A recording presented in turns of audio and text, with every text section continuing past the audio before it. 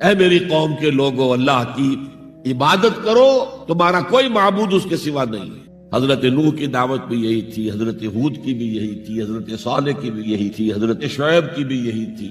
بس فرق کیا ہے کہ پہلے رسول آتے تھے اپنی اپنی قوموں کی طرف صرف، لہذا آپ کو ان رسولوں کے ضمن میں ملے گا یا قوم اعبدوا اللہ ما لکم من الہ غیرہ، اے میری قوم کے لوگوں اللہ کی عبادت کرو، اللہ کی بندگی کرو، اللہ کی پرستش کرو، اسی کو اپنا محبوب اصلی بناؤ اور اس کے ہر حکم کی اطاعت کرو۔ یا قوم اعبدوا اللہ ما لکم من الہ غیرہ۔ نبی اکرم صلی اللہ علیہ وسلم پر آ کر، کیونکہ آپ کی بعثت ہے پوری نوع انسانی کے لیے، تو اب یا قومے کا لفظ نہیں رہا، یا ایھا الناس، اے لوگو، اے بنی نوع انسان، یا ایھا الناس اعبدوا ربکم الذی خلقکم والذین من قبلکم لعلکم تتقون، اے لوگو عبادت کرو، بندگی کرو، پرستش کرو اپنے اس رب کی جس نے تمہیں بھی پیدا کیا اور جو تم سے پہلے تھے ان کو بھی پیدا کیا تاکہ تم بچ سکو۔ یہ کیوں کہا دوہرا کر تم سے پہلوں کو بھی پیدا کیا؟ اس لیے کہ اکثر و بیشتر گمراہ لوگ مشرکین کیا کہتے تھے اپنے رسولوں سے کہ ہم تو بس جی اپنے آباء و اجداد کے راستے پر چلیں گے، ما وجدنا علیہ آباءنا، جس طریقے پر، جس طرز عمل پر ہم نے اپنے آباء و اجداد کو پایا ہے ہم نے اسی پر چلنا ہے۔ تو واضح کر دیا تم بھی مخلوق ہو، وہ بھی مخلوق تھے، تم بھی انسان ہو، وہ بھی انسان تھے، تم سے بھی غلطی ہو سکتی ہے، ان سے بھی ہو سکتی تھی۔ لہذا یہ اصول نہیں ہے کہ جو بھی آباء و اجداد کی ریتیں ہیں، رسمیں ہیں، طریقے ہیں اور جو ان کے عقیدے ہیں انہی کو آپ لے کر چلے، بلکہ آپ تو تلاش کریں صحیح عقیدہ کیا ہے، صحیح زندگی گزارنے کا طریقہ کیا ہے، اس کو اختیار کریں۔ تو یا ایھا الناس اعبدوا ربکم الذی خلقکم والذین من قبلکم لعلکم تتقون، تاکہ تم بچ جاؤ جہنم کی آگ سے۔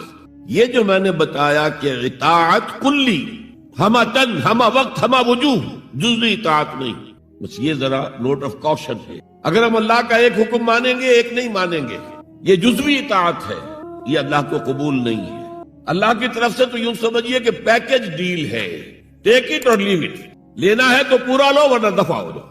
اللہ کو تمہاری ضرورت نہیں ہے، تمہیں اللہ کی ضرورت۔ یا ایھا الذین آمنوا ادخلوا فی السلم کافہ، اے ایمان والو اسلام میں داخل ہونا تو پورے کے پورے ہو، ادھورے نہیں۔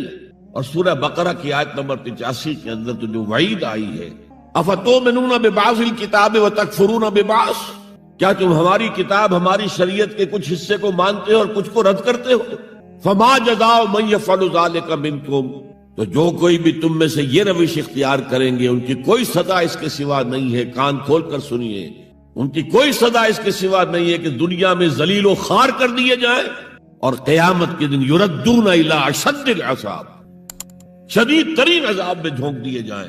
وما اللہ بغافل عما تعملون، اللہ غافل نہیں ہے، بے خبر نہیں ہے، لا علم نہیں ہے اس سے کہ جو تم کر رہے۔ تم اپنی داڑھیوں کے طول سے اللہ کو دھوکہ نہیں دے سکتے، تم اپنے پاجاموں کو ٹخنوں سے اوپر رکھے اللہ کو دھوکہ نہیں دے سکتے کہ تم بہت متبع رسول ہو، تم اپنے عمروں اور حجوں سے اللہ کو دھوکہ نہیں دے سکتے، اللہ کو معلوم ہے کہ حرام کی کمائی سے حج کیا جائے، حرام کی کمائی سے عمرہ کیا جائے۔ تو یہ جو جزوی اطاعت ہے کوئی اطاعت نہیں، اللہ کو قبول نہیں۔ آدمی سوچتا ہے کہ چلیے میں نے یہ کام اچھے کیے، یہ برے کیے، مجھے اچھے کاموں کا کچھ کریڈٹ بھی تو ملنا چاہیے نا، لیکن نہیں، اللہ کہتا ہے جزوی اطاعت منہ پر دے ماری جائے۔ اور جو دنیا کی سزا ہے وہ تو ہم اپنی آنکھوں سے دیکھ رہے ہیں، 130، 140 یا 150 کروڑ مسلمان دنیا میں ہیں، ذرا اندازہ کیجیے۔ لیکن ہماری رائے کی کوئی اہمیت ہے؟ بین الاقوامی معاملات میں کوئی ہم سے مشورہ لیتا ہے کیا؟ آپ کا کیا خیال ہے؟ کس نمی پرست کے بھیا کیستی، ایسے بھی ملک تھے کہنا چاہیے، اب تو ان کا حال پتلا ہے، دولت کے انبار تھے ان کے پاس، لیکن ان کا مذاق اڑتا تھا مغربی ممالک، وہ چاہے سعودی بادشاہ ہوں اور چاہے وہ UAE کے امیر ہوں، مذاق ہی اڑتا تھا، کوئی حیثیت نہیں۔ حالانکہ کتنا بڑا رقبہ ہے انڈونیشیا کے آخری جزیروں سے لے کر موریتانیہ تک، سالڈ اسلامی آبادی، مسلمان آبادی۔ آپ کہیں گے کہ یہ بھارت جو ہے اس میں تو اکثریت تو نہیں ہے، لیکن 15 کروڑ یا 18 کروڑ تو آدمی یہاں موجود ہیں، لیکن کوئی عزت، کوئی حیثیت دنیاوی بین الاقوامی سطح پر۔ بہرحال یہاں بھی ہیں لوگ، کھاتے پیتے لوگ ہیں، ان کی اپنی کچھ عزت ہے اپنے معاشرے کے اندر، لیکن بحیثیت امت، بحیثیت قوم کیا حیثیت ہماری؟ تو الا خزی فی الحیات دنیا، وہ تو ہماری نگاہوں کے سامنے موجود ہے۔ اب قیامت کے دن کے بارے میں جو دھمکی اللہ نے دی ہے، وَيَوْمَ الْقِيَامَةِ يُرَدُّونَ إِلَىٰ أَشَدِّ الْعَذَابِ، قیامت کے دن شدید ترین عذاب میں جھونک دوں گا۔ اس پر اللہ سے معافی طلب کی جا سکتی ہے، دعا ہی کی جا سکتی ہے، اللہ ہم پر رحم فرمائیے۔ یہ میں نے آپ کے سامنے رکھا ہے فارمولہ، اللہ کی اطاعت جمع اللہ کی محبت، دے گو ٹو میک عبادت۔ یہی دو الفاظ آتے ہیں اللہ کے رسول کے لیے بھی صلی اللہ علیہ وسلم۔ اللہ کے رسول کی اطاعت یہ تو اسلام کا بنیادی تقاضا ہے، اطیعوا اللہ واطیعوا الرسول فإن تولوا فإن اللہ لا يحب الکافرین۔ اطاعت کرو اللہ کی، اطاعت کرو رسول کی۔ پھر اگر یہ منہ موڑ لے تو اللہ کو ایسے کافر بالکل پسند نہیں، تو کفر کا فتویٰ ہو رہا۔ لیکن اللہ کے رسول کی اطاعت کے ساتھ محبت کو جمع کیجئے۔ میں نے ابھی آپ کو حدیث سنائی ہے، حضور نے فرمایا لا یؤمن احدکم حتی اکون احب الیہ من والدہ وولدہ والناس اجمعین۔ تم میں سے کوئی شخص مومن ہو ہی نہیں سکتا جب تک کہ میں اسے محبوب تر نہ ہو جاؤں، اپنے باپ سے، اپنے بیٹے سے اور تمام انسانوں سے۔ تو اللہ کے رسول کی اطاعت جمع اس کی محبت۔ اس محبت کے ضمن میں ایک واقعہ یاد آیا جس سے اندازہ ہوگا کہ کس قدر اپنائیت تھی، کتنا قرب تھا حضور کے اور حضرت عمر فاروق رضی اللہ تعالیٰ عنہ کے مابین۔ ایک مرتبہ حضور دریافت کرتے ہیں حضرت عمر سے، عمر تمہیں مجھ سے کتنی محبت ہے؟ اب آپ سوچئے، ذرا سا بھی مغایرت کا باریک سا پردہ بھی اگر کہیں ہو تو کیا یہ سوال کیا جا سکتا ہے؟ تو انتہائی قریبی شخص سے ہی کیا جائے گا، تمہیں مجھ سے کتنی محبت ہے؟ عرض کیا آپ مجھے دنیا کے ہر انسان سے بڑھ کر عزیز۔ فرمایا اور اپنی جان سے؟ اب ذرا سا توقف کیا حضرت عمر نے، الان ہاں اب میں یہ بھی کہتا ہوں کہ آپ مجھے میری جان سے زیادہ عزیز۔ تو حضور نے فرمایا اب آئے ہو مقام مطلوب پر۔ تو رسول کی اطاعت جمع محبت، اس کا نام ہے اتباع، پیروی کرنا۔ فرق کیا ہے؟ اطاعت کی جاتی ہے حکم کی اور پیروی کی جاتی کسی کے نقش قدم کی، چاہے اس نے حکم دیا ہو چاہے نہ دیا ہو، جو وہ کرتا ہو کرنا۔ یہ ہے اتباع۔ یہ اطاعت سے بہت بلند شے ہو گئی۔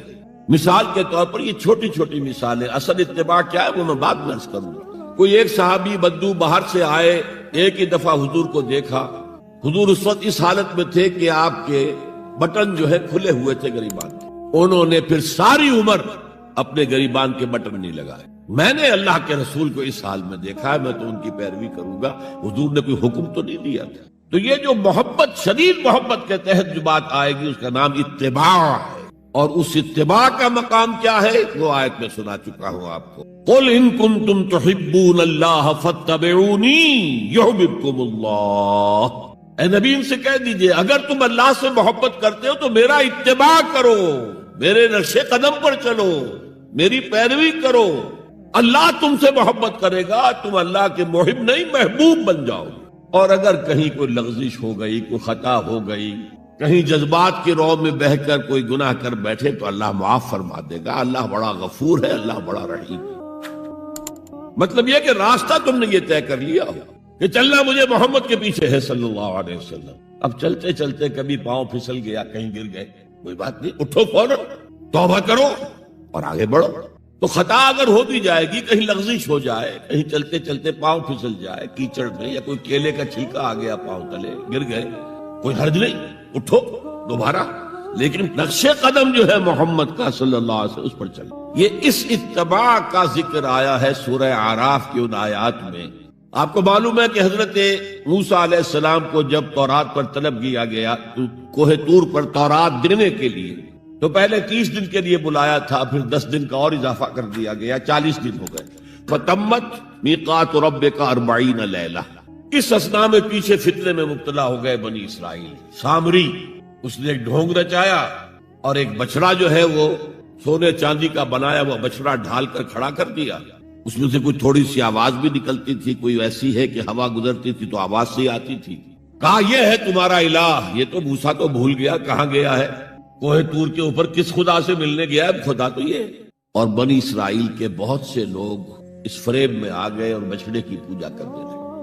اب جب حضرت موسیٰ آئے، اور آپ کو معلوم ہے حضرت موسیٰ کا مزاج جلالی تھا، وہ پتھر کی تختیاں لے کر آئے تھے کہ جن پر کوہ طور پر اللہ تعالیٰ نے اپنے احکام عشرہ جو ہیں 10 کمانڈمنٹس مشہور، وہ کندہ کر کے آپ کو دیے تھے، وہ ہاتھ میں لے کر آئے، یہاں معلوم ہوا یہ صورت پیش آ گئی۔ فالقل الواح، تو وہ تختیاں تو آپ نے زمین پہ ڈالی، اور پھر جو احتساب کیا ہے، پہلے تو اپنے بھائی حضرت ہارون کا، ان کی داڑھی کے بال پکڑے، ان کے سر کے بال پکڑے اور کھینچا اپنی طرف۔ اس نے کہا کہ بھائی مجھے ذلیل نہ کرو لوگوں کے سامنے، میں نے انہیں روکا لیکن یہ تو مجھے قتل کرنے پر تل گئے تھے، اور مجھے اندیشہ یہ ہوا کہ کہیں آپ واپس آ کر یہ نہ کہیں ان فرقت بین بنی اسرائیل، کہ تم نے تو بنی اسرائیل کے درمیان تفرقہ پیدا کر دیا۔ تو میں نے کہا آپ ہی واپس آ کر نپٹے۔ اب پہلی بات نوٹ کیجئے، تاریخ انسانی کا یہ عظیم واقعہ ہے، کئی ہزار یہودی اپنے اپنے قبیلے کے لوگوں کے ہاتھوں ذبح کیے گئے۔ اللہ تعالیٰ نے حکم دیا اور حضرت موسیٰ نے وہ حکم دیا، اللہ کا حکم موسیٰ نے پہنچایا کہ 12 قبیلے ہیں، ہر قبیلے کے جن لوگوں نے یہ حرکت کی ہے ان کو اسی قبیلے کے لوگ اپنے ہاتھ سے ذبح کریں۔ اب یہ بہت بڑی توبہ تھی، بہت بڑی توبہ تھی، بہت بڑی توبہ تھی، اپنے قبیلے کے لوگوں کو قتل کر دینا۔ پھر وہ 70 نمائندے لے کر تمام جو بڑے لوگ تھے کوہ طور پر حاضر ہوئے، اجتماعی طور پر اللہ سے عفو درگزر کی درخواست بھی کرنے کی۔ وہاں اللہ نے زبردست زلزلہ بھیج دیا، محسوس ہوا اب سب ہلاک ہو جائیں گے۔ حضرت موسیٰ نے کہا پروردگار تو چاہتا تو مجھے اور اس قوم کو پہلے ہی ہلاک کر دیتا، تو ہمیں نکال کر لایا ہے آل فرعون کے پنجوں سے، تو نے ہمیں نجات دی ہے، تو پروردگار ہمارے لیے اپنی رحمت طے کر دے، لکھ دے، فاکتب لنا، ہمارے لیے طے کر دے، لکھ دے اپنی رحمت۔ اس پر فرمایا اللہ نے دیکھو موسیٰ میری ایک رحمت تو عام ہے، وسعت کل شیء، رحمتی وسعت کل شیء، ہر شے کے ساتھ، اور ایک میری خاص رحمت ہے وہ میں لکھ دوں گا، طے کر کے رکھ دوں گا، للذین یتبعون الرسول النبی الامی، ان لوگوں کے لیے جو میرے رسول نبی امی پر ایمان لائیں گے، ان کا اتباع کریں گے۔ یہاں بھی لفظ اتباع آیا، اور اس میں پھر حضور صلی اللہ علیہ وسلم کی کچھ شان بیان ہوئی ہے، بات لمبی ہو جائے گی۔ اور پھر فرمایا یہ گویا کہ اتباع کی تفسیر آ رہی ہے، اتباع کا مطلب کیا ہے؟ فالذین آمنوا بہ وعزروہ ونصروہ واتبعوا النور الذی انزل معہ اولئک ھم المفلحون، تو جو لوگ ان پر ایمان لائیں گے اور جو ان کی تعظیم کریں گے اور جو ان کی نصرت کریں گے، مدد کریں گے، اور جو اس نور کی پیروی کریں گے جو ان کے ساتھ نازل کیا جائے گا، تو وہی ہوں گے مفلحون، وہ ہوں گے کامیاب ہونے والے، فلاح یافتہ لوگ وہ ہوں گے جو یہ 4 رشتے ہمارے اس رسول نبی امی کے ساتھ پختگی کے ساتھ قائم کر۔ یہ 4 رشتے کیا ہیں؟ اتباع رسول کا تقاضا اول تو ان 4 الفاظ کے حوالے سے سمجھیے، پھر ذرا ایک دوسرے انداز میں بھی بیان کروں۔ فالذین آمنوا بہ، پہلا قدم ایمان، لیکن ایمان کے سمجھ لیجئے اچھی طرح 2 درجے ہیں۔ آپ میں سے بہت سے حضرات کو مجھے توقع ہے ایمان مجمل، ایمان مفصل یاد ہوگے۔ ایمان مجمل کیا ہے؟ آمنت باللہ کما ہوا باسمائہ و صفاتہ و قبلت جمیع احکامہ اقرار باللسان و تصدیق بالقلب۔ پہلا درجہ ہے اقرار باللسان، اشہد ان لا الہ الا اللہ و اشہد ان محمد رسول اللہ۔ کوئی ہو، ہندو ہو، سکھ ہو، پارسی ہو، عیسائی ہو، یہودی ہو، یہ کلمہ پڑھے اور وہ مسلمان ہو گیا۔ اقرار باللسان پر ہمارا دنیا میں مسلمان سمجھا جانا موقوف ہے، لیکن اصل ایمان یہ نہیں ہے۔ اصل ایمان ہے تصدیق بالقلب، دل میں یقین۔ جب تک دل کا یقین نہ ہو ایمان نہیں ہے۔ منافقین جو تھے مدینے کے، نمازیں بھی پڑھتے تھے، حضور کی اقتداء میں پڑھتے تھے، اور جو رئیس المنافقین تھا عبداللہ ابن ابی ابن سلول، وہ تو پہلے صف میں ہوتا تھا، اور جب حضور خطبہ دیتے تھے جمعے کا تو پہلے خود کھڑا ہوتا تھا اپنی اہمیت ظاہر کرنے کے لیے۔ دیکھو لوگو، یہ اللہ کے رسول ہیں، ان کی بات پوری توجہ سے سنو۔ یہ صرف اپنی چودراہٹ کے اظہار کے لیے کہ میں بڑی شے ہوں، اس لیے کہ وہ خزرج کا بڑا سردار تھا۔ اوس اور خزرج کے 2 عرب قبیلے تھے مدینے میں، جن میں سے کہ خزرج کا قبیلہ بڑا تھا، اوس کا چھوٹا تھا، اور خزرج کا سردار یہ عبداللہ ابن ابی تھا، اور اس کے بارے میں یہ طے ہو چکا تھا کہ اسے ہم اپنا بادشاہ بنا لیں گے۔ چنانچہ سونے کا تاج تیار ہو چکا تھا، ابھی تاج پوشی صرف باقی تھی کہ حضور تشریف لے آئے ہجرت فرما کر، بے تاج بادشاہ آ گیا صلی اللہ علیہ وسلم۔ لہذا اس کے سارے خواب جو ہے وہ منتشر ہو گئے، لہذا پہلے دن سے پکا منافق۔ ایمان لایا، اگرچہ وہ بھی ذرا دیر سے لایا، غزوہ بدر کے بعد لایا۔ پہلے اس نے سوچا تھا ابھی تیل دیکھو، تیل کی دھار دیکھو۔ وہ تیل کی دھار جو نظر آئی غزوہ بدر میں کہ 313 نے 1000 کو شکست دی، اور یہ نہتے تھے، تلواریں بھی سب کے پاس نہیں تھی، کچھ لوگوں کے پاس تلواریں تھیں، اور وہ 1000 کیل کانٹے سے لیس ہو کر مکے سے آئے تھے۔ 70 بڑے بڑے سردار ان کے مارے گئے، عین میدان میں چھیت رہے، اور 70 جو ہے ان کے قیدی بن گئے۔ تب اس نے کہا کہ ٹھیک ہے، اب تو ایمان لے آنا چاہیے، کیونکہ یہ تو معلوم ہوتا بڑی طاقت ہے۔ بہرحال سب سے پہلے میں کہہ رہا تھا کہ ایمان، لیکن ایمان دل سے۔ قرآن مجید نے کیا کہا ان منافقین کے بارے میں؟ اذا جاءک المنافقون قالوا نشہد انک لرسول اللہ۔ سورہ منافقون ہے کہ نہیں 28ویں پارے میں؟ اے نبی، جب آپ کے پاس منافق آتے ہیں وہ کہتے ہیں ہم گواہ ہیں، ہم گواہی دیتے ہیں کہ آپ اللہ کے رسول ہیں۔ اور اس پر اللہ کا تبصرہ دیکھیے، واللہ یعلم انک لرسولہ، اور اللہ خوب جانتا ہے کہ آپ ان کے رسول ہیں اس کے۔ اب میں ذرا ترجمہ کیا کرتا ہوں، اللہ سے بڑھ کر کس کو معلوم ہے کہ آپ اللہ کے رسول ہیں؟ لیکن واللہ یشہد ان المنافقین لکاذبون، اللہ گواہی دیتا ہے یہ منافق جھوٹے۔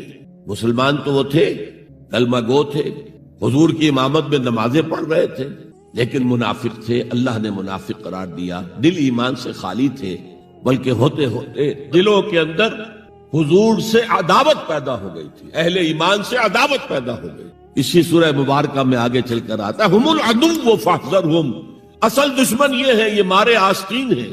جو کافر ہیں وہ تو باہر سے حملہ کرتے ہیں، پتہ چلتا ہے، سامنے سے آ کر لاٹھی مار رہا ہے کوئی آپ کو، یہ تو آپ کے آستین کے اندر بیٹھے ہوئے ہیں مسلمان بن کر، اور یہ وہاں سے ڈنک ماریں گے، مارے آستین۔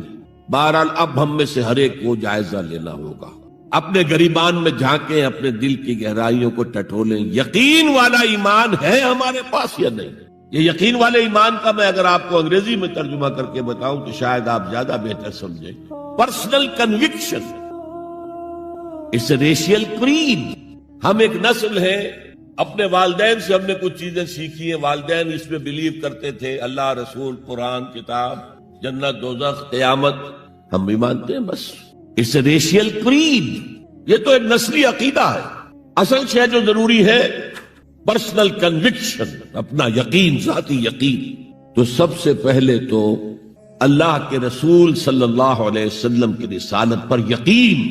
اور میں نے آپ کو حدیث سنائی تھی ابھی، لا یؤمن احدکم حتی یکون ہواہ تبعا لما جئت بہ، تم میں سے کوئی شخص مومن نہیں ہو سکتا جب تک اس کی خواہش نفس تابع نہ ہو جائے اس ہدایت کے، اس قرآن کے، اس شریعت کے، ان احکام کے جو میں لے کر آیا ہوں۔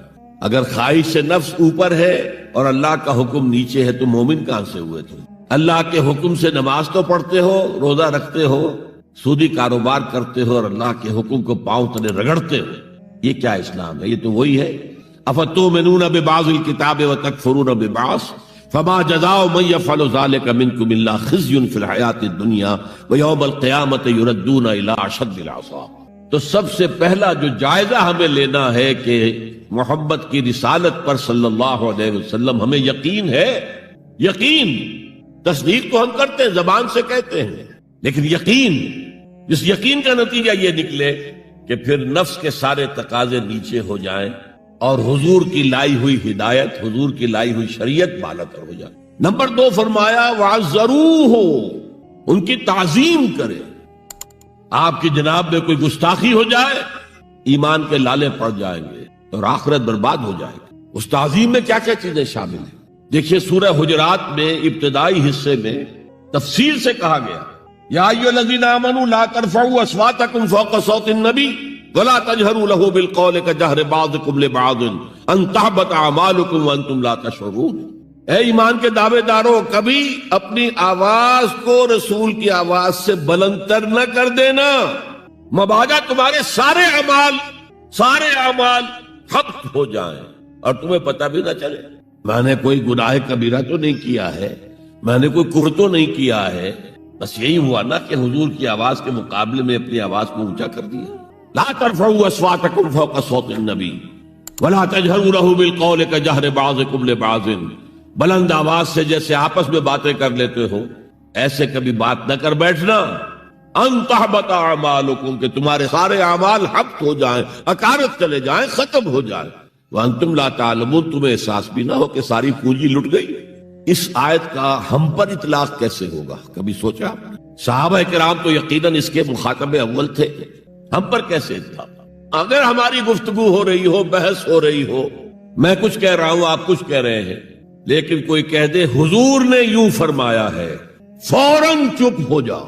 اب اگر کہا نہیں میرا خیال یہ، اب گویا کہ یہ حضور کی آواز سے آپ نے اپنی آواز اونچی، اپنا فکر، اپنا فلسفہ، اپنا فہم، اپنی سوچ، اپنی عقل، ہاں بعد میں تحقیق کر لو۔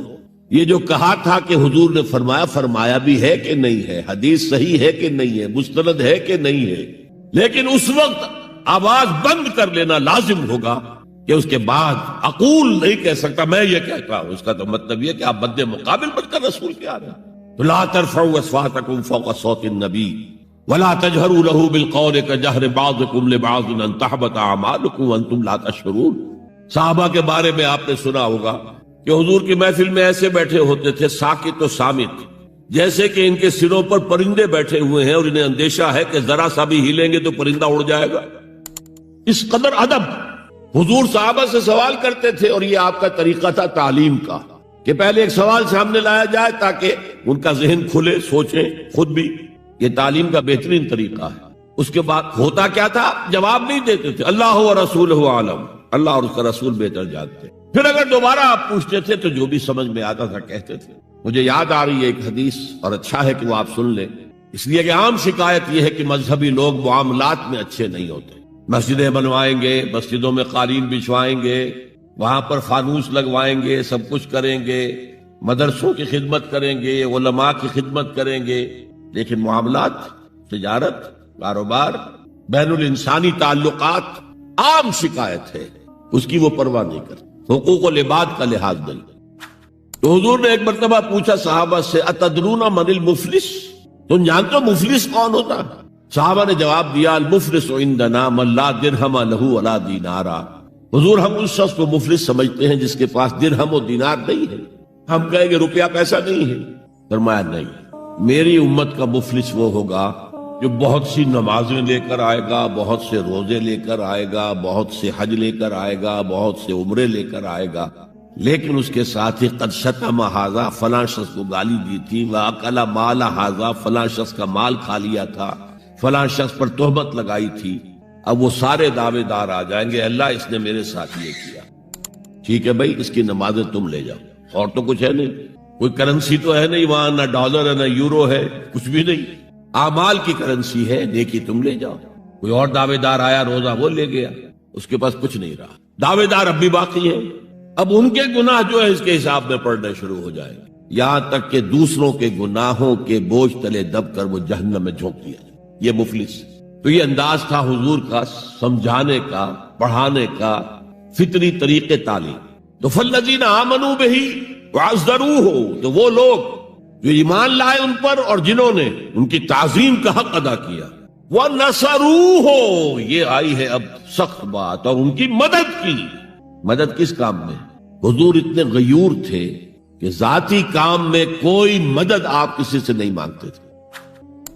سیرت کی کتابوں میں آتا ہے کہ اگر آپ سواری پر ہوتے تھے اور آپ کا کوڑا نیچے گر جاتا تھا تو کسی سے یہ نہیں کہتے تھے کہ اٹھا کر ذرا مجھے پکڑا دو، آپ سواری سے اترتے تھے، اپنا کوڑا خود اٹھاتے۔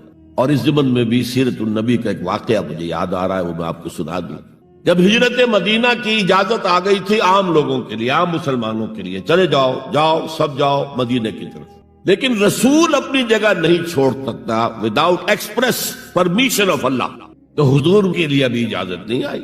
جو یار غار تھے حضرت ابوبکر صدیق، وہ پوچھتے تھے حضور اجازت آ گئی؟ نہیں ابھی نہیں آئی۔ حضور اجازت آ گئی؟ نہیں ابھی نہیں آئی۔ حضرت عائشہ فرماتی ہیں کہ ایک روز دوپہر کے وقت حضور چلے آ رہے تھے، ہم حیران ہوئے۔ عربوں میں یہ آج بھی ان کی تہذیب جو ہے وہ یہ ہے کہ ظہر عصر کے درمیان نہ کسی سے ملنا، نہ کسی کے ہاں جانا، نہ وزٹ کرنا، دکانیں بھی بند اور قیلولہ کرتے ہیں، یہ ان کی تہذیب کا حصہ ہے۔ تو ہم حیران ہوئے، آپ نے اپنے سر کو ڈھانپا ہوا تھا کپڑے سے اور آپ تشریف لائے، اور آ کر آپ نے خوشخبری دی حضرت ابوبکر کو کہ ہجرت کی اجازت آ گئی۔ اب اس پر حضرت ابوبکر کو بڑی خوشی ہوئی، بڑے احساس مسرت کے ساتھ عرض کرتے ہیں حضور میں نے 2 اونٹنیاں تیار کر رکھی ہیں، خوب کھلا پلا کے انہیں فرما کیا ہوا ہے، تکڑا کیا ہوا ہے۔ حضور تھوڑا سا توقف کر کے فرماتے ہیں ٹھیک ہے لیکن 1 اونٹنی کی قیمت میں ادا کروں گا۔ حضرت ابو بکر رو پڑے، حضور مجھ سے بھی یہ مغایرت کہ میری اونٹنی کی بھی آپ قیمت دینا چاہتے؟ تو نصرت جو ہے اس کے بارے میں جان لیجئے کہ یہ تو حضور کا جو مشن تھا اس میں مدد، کوئی ذاتی اپنے کسی کام کے لیے آپ نے کبھی کسی سے مدد طلب نہیں کی۔ جو مشن اللہ نے ڈال دیا تھا کندھے پر، هو الذی ارسل رسولہ بالہدی ودین الحق لیظہرہ علی الدین کلہ ولو کرہ المشرکون۔ وہی تو ہے اللہ جس نے بھیجا ہے اپنے رسول محمد کو صلی اللہ علیہ وسلم الہدا دے کر، قرآن حکیم دے کر اور دین حق دے کر۔ صرف قرآن نہیں، دین حق۔ جو عربی سے واقف ہیں کچھ لوگ وہ سوچتے ہوں گے جو واو دو آیا ہے درمیان میں، یہ واو تفسیری ہے، یہ واو عطف ہے۔ اگر یہ واو عطف ہے تو مغایرت ہو جائے گی، الہدا کچھ اور ہے، دین حق کچھ اور ہے، مغایرت لازم ہے معطوف اور معطوف علیہ کے اندر۔ وہ مغایرت کیا ہے؟ صرف قرآن پر کوئی نظام نہیں بن سکتا، نظام بنتا ہے جب قرآن پر سنت رسول کا اضافہ کیا جائے۔ لہذا دین حق صرف قرآن نہیں ہے، قرآن بما سنت رسول صلی اللہ علیہ وسلم اب نظام بنتا ہے۔ جیسے قرآن میں کتنی دفعہ کہا اقیموا الصلاۃ اقیموا الصلاۃ اقیموا الصلاۃ الذین یقیمون الصلاۃ، کتنی مرتبہ۔ لیکن کیا نماز کا کوئی نظام بن سکتا ہے قرآن کی بنیاد پر؟ کیا یہ نماز کے 5 اوقات معین ہو سکتے ہیں یقین کے ساتھ؟ اشارات تو ہیں لیکن یہ کہ کیا یقین کے ساتھ 5 کا یہ معاملہ؟ یہ تو معلوم ہے کہ قیام بھی ہے، رکوع بھی ہے، سجود بھی ہے، ترتیب کیا ہے یہ کسی قرآن مجید کی آیت سے ثابت ہوگا؟ پھر ہر رکعت میں رکوع 1 ہے، سجدے 2 ہیں، کیوں؟ یا تو سجدہ بھی ہو یا رکوع بھی 2 ہو، لاکھ اختلاف ہو جاتے۔ یہ جو 1400 برس ہو گئے کہیں پریڈ ٹوٹتی ہے؟ اگر یہ ہوتا کسی کے نزدیک رکوع بھی 2 ہے تو ایک رکوع کے بعد دوسرا رکوع کرتا، باقی لوگ گئے ہوتے سجدے کے اندر، ٹوٹ گئی نا پریڈ۔ اور کسی کی رائے یہ ہوتی کہ سجدہ بھی ایک ہی ہے تو وہ ایک سجدہ کر کے کھڑا ہو جاتا، دوسرے ابھی دوسرا سجدہ کر رہے ہیں، تو وہ کہہ سکتا تھا کہ یہ ناداں گر گئے سجدے میں جب وقت قیام آیا، اب تو وقت قیام آ چکا تھا۔ ہے ایسا اختلاف کوئی؟ سن 62 میں پہلی مرتبہ جب حج پر گیا ہوں تو سب سے بڑا تاثر میرا یہی تھا کہ 1400 برس ہو گئے ہیں اور امت کتنے وسیع علاقے میں پھیلی ہے، ہر نسل کے لوگ اس میں آئے ہیں، ہر رنگ کے لوگ آئے ہیں، ہر جغرافیائی پس منظر کے لوگ آئے ہیں، ہر تاریخی پس منظر کے لوگ آئے ہیں، لیکن یہ نماز میں تو کوئی فرق نہیں، نماز ٹوٹتی۔ لیکن اس کے علاوہ معین شخص ہوگا دجال، یہ معین شخص جو دجال ہوگا اس کے بارے میں بھی ایک تو بالکل متفق علیہ چیزیں ہیں۔ نمبر 1 کہ وہ شخص ہے، قطعی ہے، یقینی ہے، اس کا حلیہ بھی حضور صلی اللہ علیہ وسلم نے احادیث کے اندر بیان کیا۔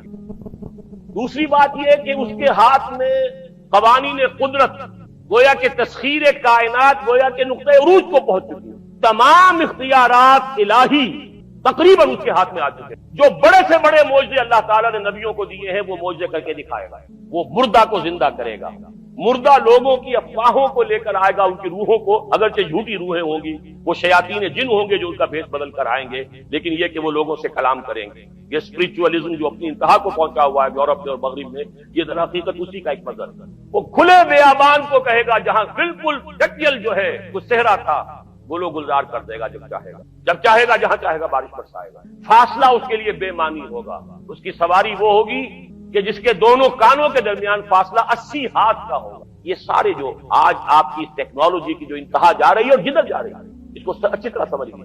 آج سے 100 سال پہلے شاید انسان ان چیزوں کا تصور نہ کر سکتا۔ وہ کوئی سواری ایسی بھی ہو سکتی ہے جس کے 2 کانوں کے درمیان کا فاصلہ جو ہے وہ 80 ہاتھ کا ہوگا۔ آپ کے یہ سارے جیٹس جو ہیں وہ کیا ہیں؟ ان کے رڈارز جو لگے ہوئے ہیں دونوں کان ہیں، اس کا ایک قدم اگر مدینے میں ہوگا تو دوسرا بیت المقدس میں ہوگا، اس کی آواز پوری دنیا میں سنی جائے گی۔ سنی جا رہی ہے کہ نہیں؟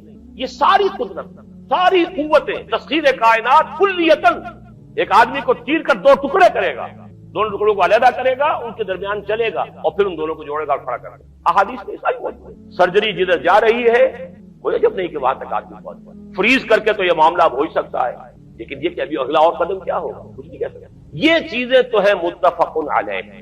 البتہ کچھ معاملات کے اندر احادیث میں کچھ اختلاف پایا جاتا ہے، اور یہ مشکلات الحدیث میں سے، اور میں بھی چونکہ اس مسئلے میں اب تک بھی کسی درجے میں ابھی قطعیت کے ساتھ میں کوئی بات نہیں کہہ پا رہا ہوں، لیکن اب چونکہ گمان غالب کے درجے میں ایک رائے تک پہنچ چکا ہوں، اس لیے میں نے آج اس بات کو آپ تک پہنچانے کے لیے یہ عنوان اختیار کیا، اس لیے کہ حدیث میں جو آتی ہے تفاصیل اس سے معلوم ہوتا ہے کہ یہ دجال دو دجل کرے گا، یا تو وہ دو دجل کرنے والے دو دجال علیحدہ ہیں، یا یہ دونوں دجل کرنے والا شخص ایک ہی ہے۔ بس یہ مسئلہ ہے کہ جو آج تک مجھ سے حل نہیں ہوا تھا، اب تک کہنا چاہیے آج تک نہیں، اور یہ اس میں علماء سے بھی گفتگو ہوئی ہے، اور جن لوگوں نے اس مفہوم موضوعات پر اپنا وقت لگایا ہے ان سے بھی گفتگویں ہوئی ہیں، تو وہ بھی اس مسئلے کو حل کرنے سے تاحال قاصر رہے۔ لیکن یہ کہ اب میری رائے یہ ہے کہ یہ دو شخص علیحدہ علیحدہ، واللہ عالم، لیکن ایک رائے تک میں پہنچ چکا ہوں، اس لیے وہ رائے آپ کے سامنے رکھ رہا ہوں، اور آپ کے ذریعے سے وہ آگے بھی پھیلے گی تو اہل علم کے ساتھ جو ہے اس معاملے کے اندر تبادلہ خیالات کی نوبت آئے گی انشاءاللہ۔ لیکن یہ کہ اس میں یہ بات قطعی اور یقینی ہے کہ اس طرح کا ایک شخص پیدا ہوگا، البتہ یہ کہ آیا وہ دو ہوں گے دو مختلف اوقات میں، یا ایک ہی ہوگا ایک ہی وقت میں، صرف اس میں اختلاف ہے۔ میرے نزدیک وہ دو ہوں گے، ایک وہ شخص جو جھوٹا مسیح ہونے کا دعویٰ کرے، المسیح الدجال، جیسے حضور نے فرمایا میری امت میں 30 دجال اٹھیں گے جو نبی کا دعویٰ کریں گے، جن میں سے 5-6 تو حضور کے اپنے زمانے میں اور آپ سے متصل اٹھ پڑے ہوئے تھے، بعد میں محمد علی باب ہو، بہا اللہ ہو، قادیانی اور کہاں کون اٹھے ہوں گے واللہ عالم۔ اسی طریقے سے ایک شخص مسیح ہونے کا دعویٰ کر کے کھڑا ہوگا، یہودی ہوگا، یہ ہے اصل میں وہ شے۔ اور اس میں جو ان دونوں شخصیتوں کے مابین اگر کوئی ذرا سا اگر ابہام رہا ہے تو میں ایک حدیث بھی نوٹ کر کے لایا تھا، حضرت عبادہ ابن صامت رضی اللہ تعالی عنہ سے ہے، ان رسول اللہ ہے، انی حدثتکم عن الدجال حتی خشیت اللہ تعقلوا، میں نے تمہیں دجال کے بارے میں بہت سی باتیں بتائی ہیں تو مجھے یہ گمان ہوا کہ شاید تم اسے سمجھ نہ پاؤ۔ یہ اندیشہ خود حضور صلی اللہ علیہ وسلم کو ہوا ہے، اور یہ سنن ابی داؤد کی روایت ہے۔ بہرحال میں جو کچھ عرض کر رہا ہوں کہ میں اس رائے تک پہنچا ہوں کہ یہ دو علیحدہ شخصیتیں ہیں، ایک تو یہ ہے کہ ایک مسیح الدجال کھڑا ہوگا یہ ایک دعویٰ کر کے کہ میں مسیح ہوں، کیونکہ اس کا زمانہ بالکل قریب آ چکا، اس لیے میں آپ کو اس کے بارے میں خبردار کروں۔ دوسرا جو مسیح جس کی شخصیت مسیح دجال کی آتی ہے، دجال اکبر، میں صرف اشارہ کروں گا، پھر کبھی انشاءاللہ اس موضوع پر تفصیل سے گفتگو ہوگی، وہ میرے نزدیک بالکل قریب قیامت کی ایک علامت ہے۔ جو خدائی کا دعویٰ کرے وہ جھوٹا خدا ہوگا، یہ جھوٹا مسیح ہوگا، المسیح الدجال۔ الدجال الاکبر وہ ہوگا کہ جو قیامت کے بالکل قریب کی 3 نشانیاں ہیں، جبکہ وہ آ جائیں گی تو حدیث میں آتا ہے کہ اس کے بعد کسی شخص کے ایمان لانے کا، توبہ کرنے کا فائدہ نہیں ہوگا۔ ویسے تو علامات قیامت جو ہے ان میں سب سے پہلی میں نے بتایا تھا حضور کی بعثت خود علامات میں سے، اس کے بعد 10 علامتیں حضور نے گنوائی ہیں، اور وہ تدریجاً پوری ہوتی چلی جائیں گی۔ آخری علامات کے لیے حدیث سن لیجیے، عن ابی ہریرہ رضی اللہ تعالی عنہ قال قال رسول اللہ صلی اللہ علیہ وسلم ثلاث اذا خرجنا لا ينفع نفسا ایمانا لم تكن آمنت من قبل او کسبت فی ایمانها خیرا، طلوع الشمس من المغرب وخروج الدجال ودابۃ الارض۔ 3 نشانیاں وہ ہیں کہ جب وہ ظاہر ہو جائیں گی تو پھر کسی کا ایمان لانا مفید نہیں ہوگا جو پہلے ایمان نہیں لایا تھا، یا جس نے اس سے قبل اپنے ایمان میں کچھ اعمال صالحہ کی کمائی نہیں کی، یعنی گویا کہ توبہ کا دروازہ بند ہو جائے گا۔ جیسے جب موت کے آثار شروع ہو جاتے ہیں تو توبہ کا دروازہ انسان کے لیے بند، اب جب موت کے آثار شروع ہو گئے اب توبہ کرنا فائدہ نہیں، اس سے پہلے توبہ کا دروازہ کھلا ہوا، معلوم یغرغر، جبکہ وہ موت کے آثار شروع ہو جاتے ہیں، گھنگرو بولنا شروع ہو جاتا ہے، معلوم ہوتا ہے کہ اب جا رہا، اب توبہ بیکار۔ اسی طریقے سے پوری نوع انسانی کے لیے توبہ کا دروازہ بند ہوگا ایک وقت میں آ کر کہ اب کسی کے لیے توبہ نہیں، ایمان نہیں، اور اس کے لیے 3 علامتیں بیان ہوئی ہیں، یہ بھی مسلم شریف کی روایت ہے۔ آپ نے فرمایا 3 چیزیں وہ ہیں کہ جب وہ ظاہر ہو گئیں تو پھر کسی کا ایمان لانا جو اس سے پہلے ایمان نہیں لایا تھا، اور اپنے ایمان میں اس نے کچھ اعمال صالحہ کی کمائی نہیں کی تھی، اب قطعاً مفید نہیں ہوگا اس کے لیے ایمان لانا۔ وہ 3 نشانیاں ہیں، طلوع الشمس من المغرب، سورج مغرب سے طلوع ہوگا، نظام شمسی میں کوئی اختلال ایسا ہوگا کہ جس سے سورج بجائے مغرب سے نکلے گا، وہ خروج الدجال ودابۃ الارض، ایک زمین سے کوئی چوپایا برآمد ہوگا۔ بعض احادیث میں آتا ہے کہ مروہ کہ میں نے عرض کیا کہ استعانت باللہ، مدد مانگنی ہو تو صرف اللہ، یہ دین کی روح کا ایک بہت اہم مسئلہ ہے، بہت اہم روح ہے دین۔ میں نے اسی لیے آج سورہ فاتحہ کی تلاوت کی شروع میں، اس مسئلے کی اہمیت جو ہے اس کا آپ کو اندازہ ہو جائے۔ سورہ فاتحہ جو ہماری نماز کا جزو لازم ہے، حدیث نبوی ہے لا صلاۃ لمن لم یقرأ بفاتحۃ الکتاب، سورہ فاتحہ کے بغیر کوئی نماز ہر رکعت میں ہم پڑھتے ہیں۔ یا یہ دوسری بات ہے فقہ حنفی کے مطابق امام پڑھتا ہے اگر جہری انداز میں تو گویا کہ پوری جماعت کی طرف سے لائے نہیں، لیکن اس پہ اتفاق کرتے ہیں سورہ فاتحہ ہی اصل نماز۔ اسی لیے ایک حدیث میں جو مسلم شریف میں آئی ہے حضرت ابو ہریرہ سے سورہ فاتحہ کا تجزیہ کیا گیا ہے تدابیر کا، اور وہ حدیث قدسی قسمت الصلاۃ بینی و بین عبدی نصفین، اللہ فرماتا ہے میں نے نماز کو اپنے اور اپنے بندے کے درمیان برابر برابر تقسیم کر دیا۔ بندہ کہتا اب اس کے بعد ساری تفصیل سورہ فاتحہ، صلاۃ کا قسمت الصلاۃ بینی و بین عبدی نصفین، تو ہم تو صلاۃ میں سورہ فاتحہ بھی ہے، پھر اس کے بعد بہت قرآن مجید کی آیتیں پڑھتے ہیں، پھر رکوع بھی ہے، پھر سجود بھی ہے، قیام بھی ہے اور قاعدہ بھی ہے، ہم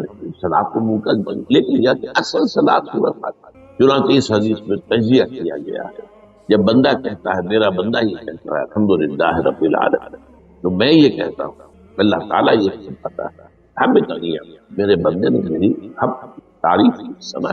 جب بندہ کہتا ہے الرحمن الرحیم، میں کہتا ہوں اللہ کہتا ہے اسنا علیہ، میرے بندے نے میری سنا۔ اور جب بندہ کہتا ہے مالک یوم الدین، تو اللہ فرماتا مجدنی عبدی، میرے بندے نے میری بھونگی بیان۔ تو یہ سارا میں اس لیے آپ کو حوالہ کیا۔ آج میں سورہ فاتحہ کا درس نہیں دے رہا ہوں، پوری بات نہیں سنا رہا ہوں کہ اصل نماز سورہ فاتحہ۔ اب سورہ فاتحہ میں 7 آیتیں ہیں اور عجیب ترتیب ہے، 3 آیتوں پر ایک جملہ بنتا ہے، الحمدللہ رب العالمین الرحمن الرحیم مالک یوم الدین، آیتیں 3 جملہ 1، پھر 3 آیتوں پر ایک جملہ ہے آخر میں اہدنا الصراط المستقیم صراط الذین انعمت علیہم غیر المغضوب علیہم ولا الضالین، آیتیں 3 جملہ 1۔ درمیانی آیت ہے 4 نمبر کی ایاک نعبد و ایاک نستعین، یہ ہے در حقیقت مرکزی ہو گئی، 3 ادھر 3 ادھر، پھر وہ 3 ایک جملہ، آخری 3 ایک جملہ، اور یہ ایک آیت میں 2 جملے، ایاک نعبد بھی مکمل جملہ ہے وہ ایاک نستعین بھی مکمل، اور یہیں پر سورہ فاتحہ کی وہ تقسیم ہوتی ہے آدھی، 3.5 آیتیں ادھر ہیں، الحمدللہ رب العالمین الرحمن الرحیم مالک یوم الدین ایاک نعبد۔ اب واو آ گیا، یہ واو ایسے ہے جیسے کہ آپ ترازو کو پکڑتے ہیں مٹھ ہوتی ہے۔ اب 3.5 آیتیں ہیں وَإِيَّاكَ نَسْتَعِينُ اهْدِنَا الصِّرَاطَ الْمُسْتَقِيمَ صِرَاطَ الَّذِينَ أَنْعَمْتَ عَلَيْهِمْ غَيْرِ الْمَغْضُوبِ عَلَيْهِمْ وَلَا الضَّالِّينَ۔ یہ جو مرکزی آیت ہے اس میں 2 باتیں کرتے ہیں، ایاک نعبد، ایک تو ہم اقرار کرتے ہیں کہ اللہ ہم صرف تیری ہی بندگی کرتے ہیں اور کرتے رہیں گے، یہ حال اور ماضی، حال اور مستقبل دونوں کو محیط ہے، اور دوسرا وَإِيَّاكَ نَسْتَعِينُ، اور صرف تجھ ہی سے مدد مانگتے ہیں اور مانگتے رہیں گے۔ یہ گویا کہ دین کا ایک مرکزی حصہ ہے، جو صلاۃ کا مرکزی حصہ ہے وہی در حقیقت دین کا۔ اب ہم اس پر غور کر چکے ہیں، 40 نبوی کی حدیث نمبر 3 جو ہے وہ اس پر ہے ایاک نعبد، اس میں گفتگو ہو چکی ہے تفصیل سے کہ عبادت کا تصور کیا، جس کے لیے انسان کو پیدا کیا گیا، وما خلقت الجن والانس الا لیعبدون، اور تمام رسولوں کی دعوت کا مرکزی نقطہ ان اعبدوا اللہ ما لکم من الہ غیرہ، زندگی آمد برائے بندگی، زندگی بے بندگی شرمندگی، اور اس میں جو کنفیوژن ہم نے پیدا کر دیا ہے کہ عبادت کو عبادات کے مترادف قرار دے دیا، نماز روزہ حج یہ عبادات ہیں، وہ عبادت جس کے لیے ہمیں پیدا کیا گیا ہے وہ یہ چیزیں نہیں ہیں، وہ ہے پوری زندگی میں ہمہ تن ہمہ وقت ہمہ جہت اللہ کی۔ ہر وقت نماز تو نہیں پڑھی جاتی، ہر روز روزہ تو نہیں رکھا جاتا، یہ جو کہا کہ میں نے صرف تمہیں پیدا ہی اس لیے کیا کہ میری عبادت کرو، تو عبادت سے متعلق چیزیں نہیں ہے، یہ در حقیقت اس عبادت کے لیے سپورٹ ہے، جیسے 4 ستون ہیں ان پر چھت ہے، چھت کو سپورٹ دینے کے لیے ستون ہے، ستونوں کی معنویت ہی تب ہے جبکہ چھت ہو، ورنہ کیا کہیں گے کس لیے کھڑے کر دیے 4 ستون، پاگل پن ہے، کس لیے، بٹ فار، جب تک کہ چھت کا تصور ہو۔ شامیانے کے لیے 4 آپ نے بانس کھڑے کیے اس لیے اس شامیانے کو سپورٹ کر دیا۔ تو اب اس میں جو مضمون آیا وہ یہاں بھی آ گیا اس حدیث میں، تو قرآن مجید کی آیت میں ایاک وایاک نستعین، یہ حدیث کی بات جس پر کہ آج ہماری مرکزی جو مضمون ہے وہ یہ حدیث، تجھ ہی سے مدد مانگتے ہیں اور مانگتے رہیں گے۔ اللہ تعالیٰ سے مدد مانگنا اب آپ یہ سمجھیے کہ مدد جو مانگی جاتی ہے مختلف الفاظ استعمال ہو سکتے ہیں. استعانت وہ ایک حدیث میں بھی آیا، قرآن میں بھی آیا سورۃ فاتحہ میں، ایاک نستعین. استمداد مدد طلب کرنا، استنصار نصرت مانگنا، استدعاء کوئی دعا کرنا کسی کام کے لیے، استغاثہ کسی کی دعائی دینا، یہ تمام ایک قبیل کی چیزیں ہیں، ان کو جمع کر دیجیے استعانت. اب استعانت ایک تو ہے عام مادی دنیا کے اصول کے اندر میں کسی سے کہوں بھائی مجھے ذرا پانی پلا دینا، یہ بھی استعانت ہی ہوئی نا، میں نے اپنی ایک ضرورت کو پورا کرنے کے لیے اسے مدد کر، اس میں کوئی شرط نہیں، کوئی برائی نہیں. معلوم ہے یہ ایک عام مادی قوانین کے تحت ہوگا. یہ الگ بات کہ حضور کے بارے میں یہ آتا ہے صلی اللہ علیہ وسلم کہ آپ کبھی ایسے کام کے لیے بھی کسی کو نہیں کہتے تھے، یہاں تک کہ اگر آپ سواری پر ہوتے تھے اور آپ کا جو کوڑا ہے وہ نیچے گر گیا تو آپ اپنی سواری کو بٹھا کر یا اتر کر خود کوڑا اٹھاتے تھے، کسی سے کہتے نہیں تھے کہ مجھے ذرا اٹھا. تو یہ استدعاء، استعانت، استمداد، اس میں ایک درجے ہیں، بڑے اونچے اونچے درجے بھی ہیں، لیکن عام حالات میں ہم مادی قوانین کے تحت اگر کوئی مدد چاہے کسی سے تو بری بات نہیں، اس میں کوئی شرک نہیں، اس میں کوئی کفر نہیں. اگر بعض حضرات کے نزدیک اس کا ایک درجہ ہے وہ میں بعد میں بیان کروں گا، لیکن یہ کہ ماورائی انداز کسی غیر مرئی حقیقی یا موہومہ شخصیت سے مدد مانگنا، غیر مرئی حقیقی فرشتے ہیں، غیر مرئی ہے حقیقی، موہومہ جنہوں نے گاڈ اینڈ گاڈیسز اور آلہہ بنا دی، دیویاں دیوتیا بنا دی، یہ موہومہ ان کے وہم کی پیداوار، وہ بھی غیر مرئی ہے. وہ ان کی انہوں نے تصویریں بنا دی ہیں پوجنے کے لیے، لیکن وہ یہ کہتے ہیں کہ یہ تصویریں جو ہم نے بنائی ہیں یا یہ مجسمے بنائے ہیں، بت بنائے ہیں، یہ صرف توجہ کے ارتکاز کے لیے تاکہ پورا مراقبہ کر سکے، ہم اپنی توجہ کو مرکوز کر سکے. ہمیں بھی پتا ہے کہ ان بتوں میں کچھ نہیں ہے. ایک عام ہندو ہے بیچارہ، عام جاہل دیہاتی، وہ تو یہی سمجھتا ہوگا کہ اسی میں اس بت ہی کے اندر ہے. لیکن جو پڑھے لکھے ہندو ہیں، جو تعلیم یافتہ لوگ ہیں، ڈاکٹر رادھا کرشنن بہت بڑا فلسفی تھا جو آپ کو معلوم ہے بھارت کا صدر رہا، بہت بڑا فلسفی. اس کی ایک کتاب ہے انڈین فلسفی، اتنی موٹی موٹی 2 جلدیں ہیں اور بڑی باریک ہے. اس میں اس نے کہا کہ ہم ان بتوں میں کچھ نہیں سیکھتے، یہ تو صرف کنسنٹریشن، توجہ کو مرکوز کرنے کے لیے ہم نے ان کو بنا لیا ہے تاکہ ان کے ساتھ ایک ذہنی اور روحانی رشتہ قائم کرنے کے لیے اپنی توجہات کو مرکوز کریں. بہرحال یہ میں نے بتایا، ایک ہے غیر مرئی حقیقی، ایک ہے غیر مرئی موہومہ. غیر مرئی حقیقی میں فرشتے بھی ہیں، معلوم ہے یہاں موجود ہیں، کرامن کاتبین ہیں، لیکن میں یہ نہیں کہہ سکتا کہ ذرا میری یہ مشکل دور کر اس فرشتے سے میں مخاطب نہیں، یہ شرک ہو جائے. حالانکہ ہمیں معلوم ہے فرشتہ ہے، فرشتے تو اس وقت ہمارے اس مجمع کو گھیرے ہوئے. حضور کی حدیث مجتمع قوم فی بیت من بیوت اللہ یتلون کتاب اللہ ویدارسونہ بینہم الا حفتہم الملائکہ وغشیتہم الرحمہ. جب بھی کبھی میرے گھروں سے کسی گھر میں میرے بندے جمع ہوتے قرآن کو پڑھنے اور سمجھنے کے لیے، سمجھنے سمجھانے تو فرشتے ان کے گرد گھیرا ڈالتے اور ان پر رحمت چھا جاتی اور سکینت ان پر آسمان سے نازل ہوتی، اور اللہ تعالیٰ ان کا ذکر کرتا ہے فی من عندہ. دیکھو اے فرشتوں، تم تو کہتے تھے نا کہ اے اللہ تو یہ خلیفہ بنانے چلا ہے آدم، یہ تو دنیا میں فساد مچائے گا. دیکھو وہ میرے بندے وہ کیا کر رہے ہیں، اللہ تعالیٰ ذکر کرتا ہے اپنی اس مجلس میں، وہ جو ملائے اعلیٰ کی مجلس جو اللہ تعالیٰ کے قریب ترین جو تو فرشتے ہیں لیکن مدد نہیں مانتا. اسی طرح اب ذرا مسئلہ دوسرا وہ مختلف سی ہو جائے گا. میں نے پہلے وہ بات کی جس میں اختلاف کا امکان ہے، فرشتے تو ہے ان پر ہمارا ایمان، اور اصل میں ایمان بالملائکہ ہی کی شکل بگڑی ہے. یہ جو گاڈز اور گاڈیسز بنا لیے گئے اور دیوی اور دیوتا بنا لیے گئے اور آلہہ بنا لیے گئے، ملائکہ ہی، ملائکہ کو اللہ نے ایک ایک کام کے اوپر معمور کیا ہوا ہے. یہ پہاڑوں کا فرشتہ ہے، یہ بارش کا فرشتہ ہے، یہ فلاں کا فرشتہ ہے. انہوں نے انہی کو دیوتا بنا لیا. بس غلطی کیا لگی کہ ان کا کوئی اختیار ہے. ہمارا ایمان کا فرشتوں کا اختیار کوئی نہیں. یفعلون ما یؤمرون، جو اللہ حکم دیتا ہے ان کا کوئی اختیار. بس یہ باریک سا پردہ ہے، یہی ایمان بالملائکہ بن گیا ہے. دیویوں دیوتاؤں کو شکل اختیار دیا. عرب کے لوگ خدا کی بیٹیاں کہتے تھے، یہ فرشتے خدا کی بیٹیاں ہیں. ان کے نام پر لات، یہ مؤنث نام ہے، لات، عزا، عزیز کا مؤنث، منات، یہ سب مؤنث. یہ دیویاں ہیں، یہ اللہ کی بیٹیاں ہیں، فرشتے ہیں۔ تو میں نے کہا کہ پہلے میں نے بات کی ہے وہ غیر مرئی کہ جو یقینی ہیں، متفق علیہ ہیں، فرشتے ہیں۔ ایک ہے مختلف سی، وہ یہ ہے کہ اولیاء اللہ کی ارواح ان کو بھی یہ، اگر یہ قول امام الہند شاہ ولی اللہ دہلوی کا نہ ہوتا تو میں کبھی اس کو تسلیم نہ کرتا۔ ان کا قول کہ اللہ تعالیٰ اپنے جو بڑے محبوب بندے ہوتے ہیں ان کے انتقال کے بعد ان کی ارواح کو بھی فرشتوں کے جو درجہ اسفل ہے، سب سے نچلے درجے کے جو فرشتے ہیں ان میں شامل کرتے ہیں، اور اللہ کے احکام کی جیسے تنفیذ وہ فرشتے کرتے ہیں وہ ان کو کرتے ہیں۔ اب یہ مختلف ہی مسئلہ ہو گیا، سب کے نزدیک نہیں ہے، لیکن یہ کہ بعض کے نزدیک شاہ ولی اللہ کہہ رہے ہیں تو اس کو تو ہم اٹھا کر ردی کی ٹوکری میں تو نہیں پھیر سکتے، لیکن ان کو بھی نہیں پکارا جائے۔ وہ ہے، وہ بھی اللہ کی سول سروس کے اندر ہو گئے، سول سروس ہے نا، اس کے کارڈر ہیں۔ پٹواری سے آپ چلیں گے تو ریونیو کا محکمہ جو ہے، پٹواری پر گرداور اور گرداور سے گرداور، قانون گو اور اس سے اوپر اور نائب تحصیلدار، یہ چلے گا۔ تو فرشتوں کے بھی گریڈ ہیں، طبقہ اسفل، طبقہ اعلیٰ۔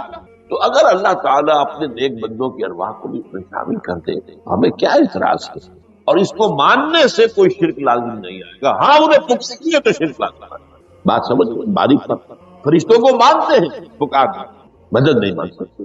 اسی طریقے سے ان کو آپ مانتے بھی ہوں کہ وہ ملائکہ کی آخری صف میں ان کو بھی اللہ نے بھرتی کر دیا ہے تو ٹھیک ہے، لیکن یہ کہ آپ اختلاف کریں، اختلاف بھی کریں کہ اتنی بڑی بات کے لیے کوئی دلیل قرآن مجید سے ہمیں نہیں ملتی۔ یہ کچھ شخص کہتا ہے لیکن یہ کہ یہ ایک قول ہے ایک محدث کا ہے، لیکن درج بات فرق جو بتا رہا ہوں ان کو یہ مان لینا کہ فرض کیجئے شیخ عبد القادر جو ہے بغدادی گیلانی رحمت اللہ علیہ، ان کی روح اب کہیں آ سکتی ہے، ارواح آ سکتی ہے، جیسے ملائکہ آ سکتی ہے، روح محمد صلی اللہ علیہ وسلم، لیکن ہم اس وقت محمد کو پکاریں گے نہیں، پکارا تو شرک، دعوت جب دعا کی تو شرک۔ یہ ذرا باریک سا فرق ہے جو ہمارے ہاں اس فرق کو نہ سمجھنے کی وجہ سے ہی یا تو انکار کر دیتے سرے سے روح آئی نہیں، اور یا یہ کہ پھر ان سے دعائیں اور استدعاء اور استغاثہ، تو یہ دونوں میں جو ہے انتہا ہے۔ اچھا، دنیا کے قانون کے تحت بھی جو میں نے کہا تھا میں بتاؤں گا کہ اس کا بھی ایک مرتبہ ہے۔ آپ نے کسی شخص سے ایک کام کے لیے کہا، وہ دنیا کے قوانین کے تحت ہے۔ فرض کیجیے آپ کسی سے کہتے ہیں میری فلاں جگہ پر سفارش کر دیجیے، میرا یہ مسئلہ ہے، 100% درست ہے، لیکن یہ کہ فرض کیجیے کہ میرا جو مدعا علیہ ہے یا جو میرا وقت مقابل ہے وہ چرم زبان سے زیادہ یا وہ اس نے کوئی لمبی چوڑی سفارش جو ہے فراہم کرتی ہے، تو آپ بھی میری بات رکھتے ہیں۔ قرآن مجید میں آیا سورہ نساء من یشفع شفاعۃ الحسن، اچھی شفاعت کرنا صحیح بات، اس کے اندر اللہ تعالیٰ نے اجر و ثواب رکھا۔ اب آپ نے ایک دفعہ کہا اس نے نہیں کیا، دوسری دفعہ کہا نہیں کیا، پھر کہا تو یہ میں ایک بزرگ کا قول آپ کو بتا رہا ہوں کہ یہ شرک، ایک دفعہ کہا ٹھیک ہے یہ سوال ہے، دوسری دفعہ کہا یہ بھی کریے معاف، اب تیسری دفعہ، اس کا مطلب یہ کہ آپ نے یہ بات سمجھ لی ہے کہ آپ کا خیر اسی کے ہاتھ میں اور یہ شرک خفی ہو جائے گا۔ ٹھیک ہے آپ نے کہا اگر وہ کر دے تو یہ باتیں بھی سمجھ لیتی ہے، کیونکہ آدمی جو ہے اگر پیچھے پڑ جاتا ہے کہتا ہے مطلب معلوم ہوا کہ اس کے ذہن میں یہ بات بیٹھ گئی ہے کہ تمہارا خیر جو ہے، تمہاری بھلائی اسی کے ہاتھ میں۔ بہرحال اس تبہیت کے بعد اب ہم پڑھ رہے ہیں، حضرت ابن عباس فرماتے ہیں رضی اللہ تعالیٰ عنہ، کنت خلف النبی یوما صلی اللہ علیہ وسلم، ایک دن میں حضور کے پیچھے تھا۔ اب پیچھے ہونے سے کیا مراد ہے؟ گمان غالب یہ ہے کہ سواری پر، جس کو ردیف بھی کہتے ہیں، واللہ عالم یہ بھی ہو سکتا ہے کہ چلتے ہوئے پیچھے پیچھے چل رہے ادب کے ساتھ، چچا زاد بھائی ہیں لیکن عمر میں تو بہت چھوٹے ہیں، نوجوان۔ اس کیفیت میں حضور نے اب ان سے خطاب کیا، یا غلام، اے نوجوان، اے لڑکے اے لڑکے، وعلمک کلمات، میں تمہیں تلقین کرتا ہوں چند کلمات۔ یہ ہے حضور کا طریقہ تربیت و تعلیم و تزکیہ۔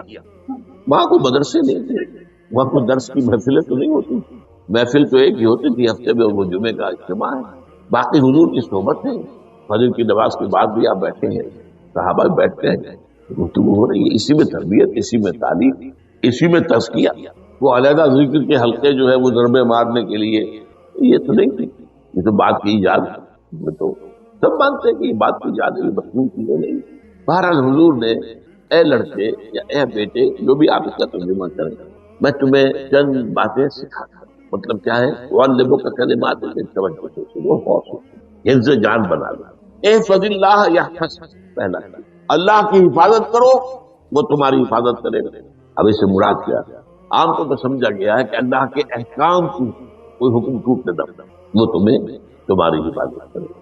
اور ایک مفہوم یہ بھی ہو سکتا ہے اللہ کو اپنے دل میں محفوظ رکھو، اس کی یاد سے اس دل کو، اس خانہ قلب کو خالی نہ مستحضر رکھو اللہ کا، تو اللہ تمہاری حفاظت کرے گا. اللہ